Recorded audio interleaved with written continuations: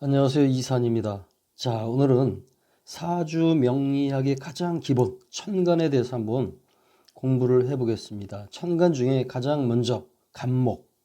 기본적으로 사주를 공부하시는 분들은 천간에 대해서는 다들 이해를 하고 있습니다. 간목 그러면 봄의 성정이고 직진성이고 상향성이고 이런 식으로 기본적인 의미는 알고 있죠. 그런데 우리가 명리학을 공부할 때 기본적으로 갑을병정 무기경신 임계라는 그 천간 문자를 계절의 기운에 대비해서 그냥 단순히 이해를 하고 있잖아, 그죠? 근데 역학의 발달은 문자가 있고 상이 있어요. 이렇게 두 갈래로 발전돼 왔어요. 이게 뭐냐면 만물이 상상되는 가장 근원, 양자물리학적 미시의 세계에 들어가게 되면 음과 양이 상호작용을 통해서 오행을 만들고, 이 오행이 천간을 만들고, 천간이라고 하는 거는 문자지만 이 만물이 생성된 근원적인 요소들이에요. 자연의 요소죠. 이 우주 만물은 천간 10개로 설명할 수가 있어요. 그렇게 범주화되어 있거든. 이제 그 의미예요. 이렇게 되어 있고, 또 하나는 상으로 또 설명할 수가 있어요. 상으로. 이 세상을 우리는 상으로. 이것이 뭐냐면 주역 아시죠? 주역의 8괴예요. 8괴. 8개의 괴상으로 우리는 우주를 범주화시킨 거야. 그래서 천간이라는 10글자로 그리고 8개의 상으로 우주 만물의 생성 원리를 범주화시켰다. 이렇게 보시면 돼요. 범주화. 우리가 우주는 너무 방대해서 그죠? 이해할 수가 없잖아요. 그래서 몇 가지로 범주화시키면, 즉 카테고리화시키면 우리는 우주를 쉽게 이해할 수가 있어요. 서양은 과학, 그죠? 과학을 통해서 사물을 탐구에 들어가죠.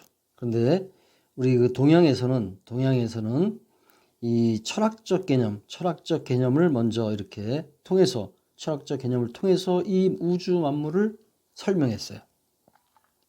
자, 우리가 태극 아시죠? 태극. 이 태극을 보게 되면 이렇게 양과 음으로 되어 있어요. 이 태극기의 모습이지만 사실은 여기에는 굉장한 어떤 비밀이 숨겨져 있어요. 비밀. 자, 비밀. 예를 들어서 양이 커지면 음이 작아지죠. 또 양이 작아지면 음이 커지고요. 이런 식으로 상호작용을 해요. 음양의 대소, 크면 작고, 큰 게 있으면 작은 게 있고, 장단, 긴 게 있으면 짧은 게 있고요. 그죠? 서로 이렇게 대립적 관계에 있어요. 대소, 장단, 고저, 이런 식으로, 또는 강약, 그죠? 이런 식으로 둘이 서로 상호작용을 통해서 이 태극이라는 이 하나의 원을 완성해요. 태극은 하나의 원이지만 사실은 음양의 상호작용, 이 S라인이라는 이 중화적 지점이죠. 중화지점. 양과 음이 상호작용을 통해서 중화를 이룬 지점이에요. 이 이룬 지점을 연결하면 S라인이 돼요. 그러니까 이 우주에 존재하는 모든 사물들은 바로 이 S라인의 존재예요. S라인. 우주 만물이 아무리 방대하고 무한무량해도 결국은 음양의 상호작용을 통해서 만들어낸 이 S라인, 중화의 라인에 들어가 있다고. 이것이 사상을 만들고요. 그죠? 사상은 오토라는 중심 기운을 통해서 오행을 만들어내잖아. 이 오행은 각각 음양의 성질이 있죠. 당연히 음양으로 만들어진 거니까. 그러니까 5 곱하기 2 하면 10개가 나오는데 이 10개가 바로 천간이에요.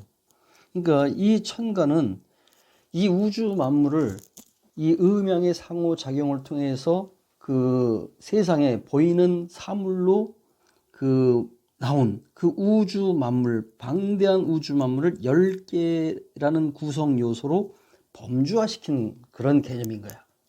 자, 우리는 태어날 때, 그죠? 태어날 때 엄마가 온 힘을 다하잖아. 이때 내 주변에 있는 음양오행도 그 엄마를 통해서 나오는 그 생명의 탄생, 생명의 창조, 거기에 온 집중을 해요. 온 집중을 다해. 집중. 그죠? 하나의 생명을 만들어낼 때는 이 온 우주가 집중하는 거야. 그래서 거기에 태어나는 순간 10개의 천간으로 이루어진 이 자연의 요소를 각인시켜요. 우리 인간은 우주 만물 중에 하나잖아. 그지? 그러니까 우리는 우주 만물이 창조된 그 10개의 요소를 가지고 태어난 거야. 다 다르죠. 그 10개를 가지고 있는 거야. 그게 바로 뭐야? 우주 주민등록번호야.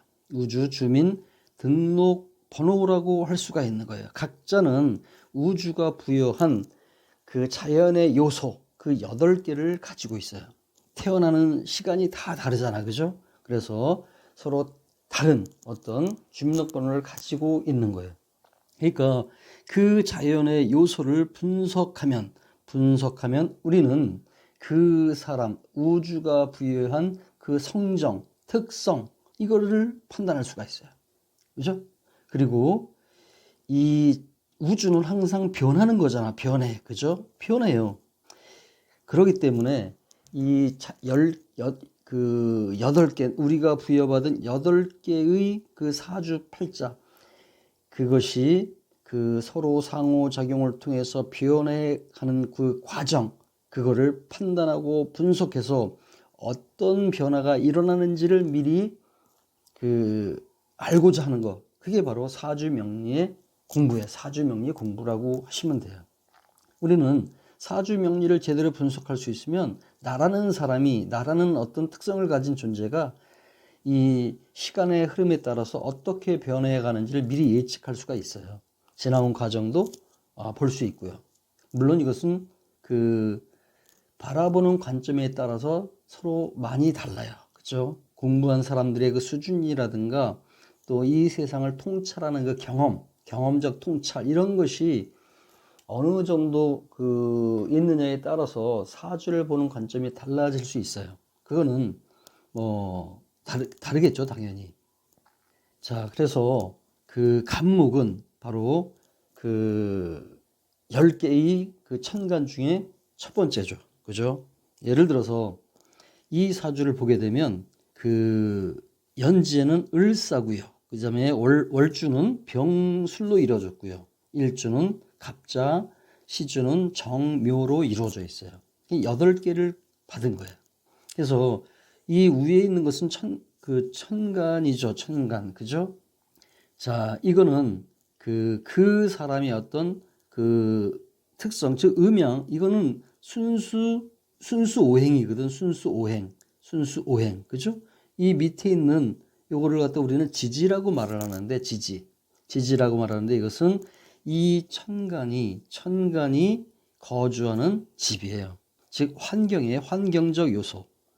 즉 이 지지라는 환경적 요소는 시간이죠. 시간. 이 시간은 흘러가요. 변해요. 그죠? 흐른다는 것은 뭐야? 변화. 그죠? 변화가 있다라는 거지, 변화. 그런데 여기 8글자는 내가 태어나는 순간 우주가 각인시켜준 그 순간을 포착한 거거든. 그러니까 이것은 일종의 텍스트의 텍스트. 즉, 그냥 서류상에 있는 거죠, 서류상. 이 자체가 변하는 건 아니에요. 이게 뭐냐면 순간적으로 포착한 거니까 이것은 우주가 나에게 부여해준 주민등록번호고, 그리고 내가 가지고 있는 자연의 속성이야. 여기에, 이건 시간이잖아. 변한다며. 어떻게? 여기에 이 대운이라든가 세운이 접속하면서, 즉 우리가 전기 코드를 꽂듯이 하는 순간 이 8개의 사주팔자는 작동하기 시작해요. 변하기 시작한다고. 이 대운과 세운이 없으면 이 사주명리 8글자는 텍스트에 불과한 거지. 어쨌든 이 텍스트를 분석을 통해서 우리는 나라고 하는 존재를, 특성을 이해할 수가 있어요. 이 사주를 보게 되면 이 일간이 바로 나거든. 나라고 규정되어 있어요. 그래서 이 사주의 주인은 갑목의 성정을 가지고 있어요. 이 갑목의 성정을 가지고 이 주변에 있는 다른 요소들과 상호작용을 통해서 이 사주의 특성을 분석하는 거예요. 그러니까 갑목의 성정을 가지고서 월주의 식신이라는 이 병화죠. 병화를 만났을 때는 어떠한 변화가 일어나고, 이 술토라는 이 지지를 만났을 때는 어떤 변화가 일어나고, 이것을 분석하는 거야. 자, 그럼 갑목이 도대체 뭘까? 갑목은 우리 예를 들어서 문자로 보게 되면 이렇게 이루어져, 그죠? 그런데 괴상으로 보게 되면 이렇게 돼요. 즉 이때 이 끊어진 작대기는 음이라는 것을 표시한, 음을 갖다가 시각화시킨 그림이에요. 말하자면 이거는 양이라고 하는 이 성정을 시각화시킨 그림이에요. 그래서 우리는 음양하면 너무 철학적인 요소지만, 문자에 불과하지만, 이것을 이렇게 그림으로 표시했을 때는 이 보이지 않는 그 음양의 세계를 시각화시켜서 내 눈앞에 가져올 수가 있는 거야. 자, 음은 하향하는 성정을 가지고 있고요. 양은 상향하는 성정을 가지고 있어요. 이건 기본적인 거잖아, 그죠? 여기서 보게 되면 이 괴를 우리는 진괴라 해요. 진괴. 그리고 오행으로 보면 목의 성정을 가지고 있어요. 목의 성정. 그리고 음양을 보게 되면 양의 성정을 가지고 있고요. 자, 그런데 위에 음이 두 개가 있고요. 두 개가 누르고 있죠. 그리고 맨 밑에는 양이 지금 눌려 있어요. 이 양은 누르면 누를수록 위로 올라가려고 하는 그런 성정을 강하게 발현시켜. 그러니까 이 땅을 갖다가 들썩들썩하게 하는 거야, 그 밑에서. 자, 우리가 이 8괴를 한번 볼까요? 8괴. 자, 이건 주역사주 광해라는 제 저서를 가지고 설명을 하는 건데, 한번 보겠습니다.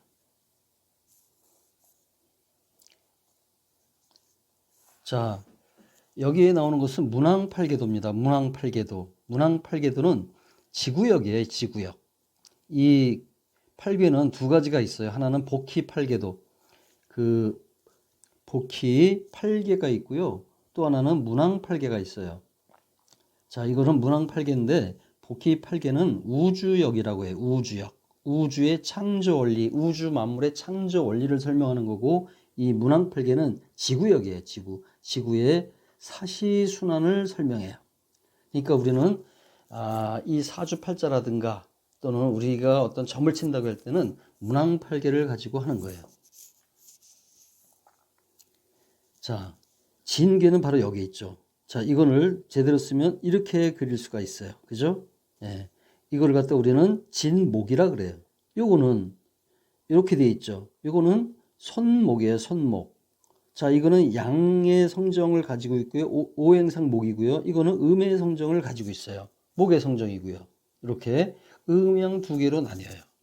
뭐 더 설명하자면 이거는 이화계인데 이거는 여기는 간목이 되고 여기는 을목이 돼요. 요거는 병화는 병정의 성정을 가지고 있어요. 이화계는. 요 기토로 상징되는 이거는 곤토인데 이거는 음의 성정을 가지고 있겠죠. 그리고 이 진목의 상대 쪽에 있는 요거는 바로 금이에요, 금. 그죠? 요거는 경금이고요. 자, 요거는 신금이에요. 신금. 이런 식으로 우리는 이 8개를 갖다가 사주팔자와 연결시켜서 이해할 수가 있어요. 우리가 간목을 이해하기 위해서는 바로 이 진계를 이해하면 이 간목의 성정을 이해할 수 있어요. 그냥 단순히 간목을 물상적으로만 이해를 해서 이거는 큰 나무고, 그죠? 뭐 이런 식으로만 이해해서는 안 된다. 이거는 그냥 우리가 계절적인 어떤 특성을 통해서, 나무라는 어떤 물상을 통해서 이걸 이해하는 거지, 본질적인 간목에 대한 설명이 아니다. 이렇게 보면 됩니다.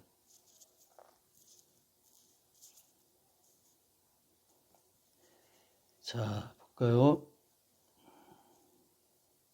경어, 을무, 여기네요. 그래서 이 간목을 한번 설명을 해볼게요. 일단 이 괴상을 가지고 한번 볼게요. 이거는 그 동서남북 방위로 봐서는 동쪽을 의미해요. 동쪽. 그죠? 동쪽입니다. 그리고 시간상으로 아침이 되겠죠. 그죠? 아침. 뭔가 시작한다는 느낌이에요. 즉 계절은 봄이 되고요. 자, 이게 보게 되면 이 양효가 상향성인 양효가 위로 치고 올라갑니다. 그럼 이 두터운 이 땅이 들썩거리겠죠. 그죠? 요걸 계절로 보게 되면 겨울, 그죠? 겨울에 땅이 딱딱하게 얼어 있어요. 여기에 씨앗이 땅 속에 있어요. 이 씨앗도 딱 꽝꽝 언 땅을 함부로 뚫고 나올 수가 없어요. 그런데 이제 봄이 가까워지면서 계절적으로 보게 되면 축시가 돼요. 축시. 이거가 계신기죠. 계신기입니다. 지장간이. 자, 이게 뭐냐면 그 축시가 되면 이 땅이 물러지기 시작해요. 왜냐하면 이 축시의 지점을 갖다 괴상으로 보게 되면 이 간토 자리가 되거든. 음이 딱딱한 꽝꽝 온 이 땅 위에 지금 양이라고 하는 그 따뜻한 기운이 비치고 있는 거야. 그래서 이 땅이 물러지기 시작해요. 그래서 땅이 물러지기 시작하니까 얘가 위로 뚫고 나올 수가 있는 거예요. 이 두 개로 표시된 이 두터운 땅을, 이 지장간을 봐도 그 땅이 물러지기 시작한다는 거, 그저 땅 위에 괴수가 있잖아. 땅이 녹으면서 괴수가 위로 나와 있잖아요. 그죠? 그리고 이 신은 뭡니까? 이것은 씨앗이에요, 씨앗. 이 기토는 땅이고요. 이 씨앗이 땅에 뿌리를 내리면서 괴수로 인해서, 따뜻해진 괴수로 인해서 물러진 땅을 뚫고 나오는 거예요. 이게 바로 봄의 간목의 의미예요. 간목. 씨앗이 땅을 뚫고 나오는 거예요. 그래서 이걸 뭐라고 설명하죠? 그 간목을 보게 되면, 그죠? 이 밭이잖아요. 밭에 지금 이렇게 뿌리가 내려지고 있는 모습, 이거를 상징한 게 간목의 문자죠. 파자를 해보다 보면 그렇게 된다는 거예요. 그래서 이 간목은 그 목기의 시작이에요. 목기. 그죠? 한겨울 엄동설안. 그죠? 엄동설안에 깊이 응축되어 있었어요. 갇혀 있었다고. 그런데 이 생기가, 즉 그 지장간을 보게 되면 이 신금이 돼요. 그죠? 이것이 계수, 물러지기 시작하는 이 축축하게 땅이 젖어오기 시작하는 이 땅, 초봄의 땅을 뚫고, 즉 음기죠. 음기. 두 개의 그 음으로 덮여져 있는 이걸 뚫고 터져 나오는 강력한 생명력을 상징하는 거예요. 뭐가? 간목이. 이 진괴가. 그죠? 간목과 진괴는 같은 의미를 가지고 있는 건데, 하나는 문자로, 하나는 상으로 표현한 거거든. 초봄이잖아. 그죠? 봄에 새싹이 땅 위로 솟구쳐 나오는 강한 용출력이에요. 솟아나는 거예요. 샘물이 솟아나듯이. 상승하죠. 위로. 상향해요. 분발. 그죠? 분발을 하는 거고 저돌적이에요. 직진성이죠. 이게 간목의 성정이에요. 그러니까 이 간목은 어린 새싹이에요. 사실은. 큰 나무는 상징적인 거고, 사실은 땅을 뚫고 나오는 새싹을 말해요. 생명력을 말하는 거야. 여러분, 저 새싹이 굉장히 연약한가요? 새싹은 절대 연약하지가 않아요. 새싹은 그 딱딱한 그 겨울의 땅을 뚫고 나오는 힘이고요. 바위 틈에 있어서도, 그죠? 그 바위를 뚫고 나와요. 바위가 쪼개진다니까. 우리가 등산 가다 보면 바위에, 그죠? 바위에 소나무가 있잖아. 그 물을 어떻게 먹어요? 그죠? 그런데도 그 바위를 뚫고 서 있어요. 나중에는 바위가 쪼개지는 거예요. 새싹은 연약하지 않아요. 생명으로 봤을 때 새싹은 굉장히 강한 힘이에요. 그래서 이것을 확장 해석해 보면 직진성이니까, 그죠? 큰 나무, 쭉쭉 뻗어가는 나무로 상징할 뿐이에요. 이 괴상은, 이 진괴는 우레진자거든. 우레진자.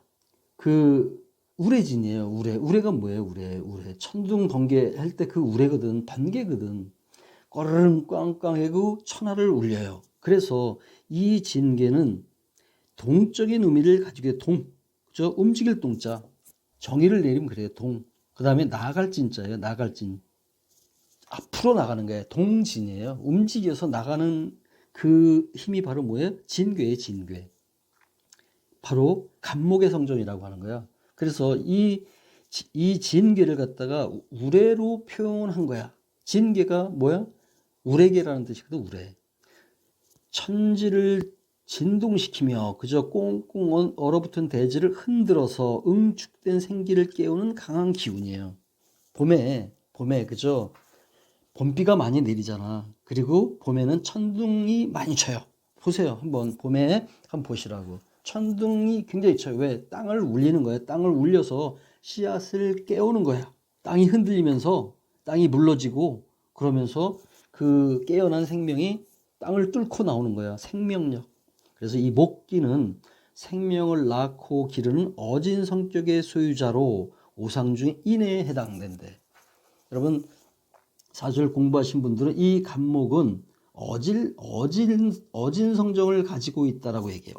어질다라고 얘기해요. 왜 어지러? 우리가 인의 예지 신 할 때 이 간목은 인에 해당되거든. 어진. 왜 인에 해당될까? 생명을 낳을 때는 그죠? 그 사랑이라는 의미가 들어가는 거예요. 사랑.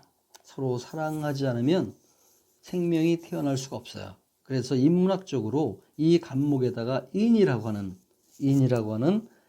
개념을 적용한 거야. 그래서 인이 되는 거예요. 생명을 낳는 것은 사랑이거든.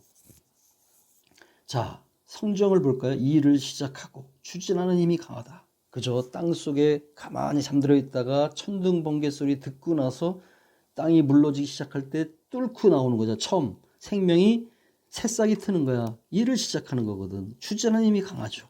새로운 일을 시작하는 창조적 성향이 있어요. 그죠? 이 씨앗이 자라서 무화과나무 씨앗, 그 작은 씨앗에서 그 거대한 나무가 자라는 거거든. 미래지향적인 거야. 웬만한 난간에는 부러지지 않고 뚫고 나가는 불굴의 투지력을 가지고 있어요. 이 간목은. 즉 벽이 있다면 이 벽을 피하지 않고 그냥 뚫고 가요. 내가 부러질지언정 결코 이렇게 타고 넘어가지 않는다고. 이 타고 넘어가는 것은 을목의 성정이거든. 간목은 그냥 뚫고 나가요. 이게 어린 새싹이잖아. 어린 새싹은 결국 뭐야? 바위를 뚫고 나가지 않으면 살아날 수가 없기 때문에, 그죠? 뚫고 나가는 거야. 그래서 이 간목의 성정을 가진 사람들은 굉장히 추진력이 강하고요. 웬만한 굽히지 않아요. 그 리더의 성정을 가지고 있어요. 앞장서서 이끌고 나가려는 리더자로서의 욕구가 있고요. 혈기왕성하고요. 자존심이 굉장히 강하죠. 부러질지언정 남에게 굽히지 않는 성정으로 그 명분을 중시해요. 어떤 명분이 있으면 치고 나가는 거죠. 이러한 간목의 성정을 가진 사람이 그 나머지 7개의 글자와 그 성질 자연적인 요소와 부딪히면서 어떻게 살아가는지를 분석하는 것이 바로 사주팔자를 공부하는 목적이에요. 다시 사주를 보게 되면 이 간목이 내가 이 병을 만나고요, 을목을 만나고요, 정화를 만나요. 그리고 묘, 자, 술, 사라고 하는 이 자연 환경, 그죠? 이 시간의 환경, 내 주변의 여건, 이런 속에서 내가 어떻게 살아가는 것이 좋은지, 이 대운과 세운이 들어왔을 때 이것이 변화가 일어나는데 그 변화 속에서 내가 오른쪽으로 가는 것이 좋을지 왼쪽으로 가는 것이 좋을지, 이 내 시간의 흐름에 따라서 이 내 사주 8글자가 어떻게 흘러가는지 그것을 분석해서 내가 그 흐름에 순응해야 하는지 역행해야 하는지 아니면 무엇을 조심해야 하는지 이거를 판단하는 거예요. 반드시 사주대로 살 필요가 있나? 반드시 사주대로 살 필요가 없어요. 왜? 사주는 지금 이렇게 가라고 해요. 이렇게. 그런데 여기에는 지금 절벽이 있어요. 벽이 있어요. 그럼 나는 이렇게 가는 게 맞잖아. 근데 사주가 이렇게 가라고 해서 내가 갈 필요 없지. 왜? 아, 거기 벽이 있다는 것을 알려주면, 사주를 통해서 알 수 있으면 나는 이렇게 피해 가야 돼요. 그래서 사주는 틀리는 게 맞아요. 사주는 틀려야 오히려 맞는 거예요. 사주대로 살아가면 내일 모레 굉장히 안 좋은 일이 있을 것 같아. 그렇다고 해서 나는 운명적으로 그 안 좋은 상황을 그대로 받아들일 수는 없잖아. 그치? 나는 그걸 피해 가야지. 그죠? 그러면 10년쯤 지나서 뒤돌아봤을 때, 그 10년 전에 안 좋은 일이 있었는데, 너 어떻게 살아났어? 어떻게 살아나긴 내가 피했잖아. 그래서, 우리가 무당의 점사, 그죠? 무당이 하는 거와 우리 사주팔자를 분석하는 사주 명리는 근본부터가 달라요. 무당은 어떤 영적인 어떤 능력을 가지고서 지나간 과거나 미래를 예측하는 거지만, 우리는 자연이 우리에게 부여해준 그 8글자 자연의 구성 요소를 가지고 시간의 흐름에 따라서 그 변화를 미리 분석하고 예측하는 거예요. 굉장히 인문학적이에요. 인문학적이고 굉장히 과학적이에요. 근데 무당의 점사는 이거하고 차이가 있죠. 무당도 사주를 달라 그랬잖아요. 사주 내봐라. 그러면 연도 정도만 얘기해도 그냥 얘기를 한대요. 그러니까 사주를 받는, 우리가 말하는 그 사주의 개념이 아니죠. 우리는 사주 연월일시를 보지만, 무당은 대충 생년만 알아도 언제쯤 태어났다만 얘기해도 얘기한대요. 그러니까 무당이 말하는 그 사주라는 개념은, 용어는 우리 걸 쓰지만 실제 사주를 보는 건 아니죠. 예. 그건 신점하고 우리 사주팔자는 근본이 다르다, 이렇게 이해를 하시면 됩니다. 그러니까 뭔가 맞추는가를 보려고 한다면 무당을 찾아가는 게 낫죠. 이 사주팔자를 본다는 거는 내 자연적인 구성 요소가 어떻게 변화해 가는지를 보고, 그리고 내가 그 흐름에 따라서 어떻게 대처하는 것이 좋을지를 카운셀링 하는 거예요. 카운셀링. 그래서 내가 상담을 받고 나서 그 카운셀링 한 대로 내가 가야 될지 말아야 될지를 판단하는 것은 본인의 의지지. 자유의지가 있어요. 자유의지. 내 사주가 반드시 직진한다고 해서 나는 반드시 직진해야 되는 건 아니라는 거야. 내가 자유의지로 오른쪽으로 꺾는 것이 좋다고 판단하면 오른쪽으로 갈 수 있는 거예요. 그러면 사주와는 다른 길을 가는 거지. 왜? 그 길이 더 좋으니까. 그죠? 그거를 미리 그거를 미리 읽고 판단하고자 하는 것이 사주 공부하는 그 목적이다. 이렇게 이해를 하시면 됩니다.